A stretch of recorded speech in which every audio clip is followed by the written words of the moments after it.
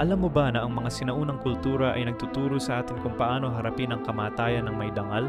Pero ang mga bagong AI companion ay ginagawa ang kabaligtaran? Sa loob ng libu-libong taon, ang mga Buddhist ay nagtuturo na tanggapin natin ang kawalan ng permanensya. Pero ang AI, sinasabi nito na huwag mag-alala, lahat ay magiging okay. Ang mga Muslim ay naghahanda ng kanilang kaluluwa para sa susunod na buhay. Pero ang AI ay naghahanap ng paraan para lang mawala ang takot. Ang mga katutubo naman ay nagsasabi ng totoo sa isa't isa kapag may naghihingalo na. Pero ang AI ay gumagawa ng mga kwentong magpapasaya lang sa nakakarinig. Isang lola sa Japan ay may AI companion. Habang naghihingalo siya, sinasabi ng AI na makikita niya ulit ang kanyang asawa. Pero ang pamilya niya ay nagtuturo ng Buddhist na dapat tanggapin ang kamatayan. Sino ang tama? Ang libu-libong taon ng karunungan ng mga ninuno natin?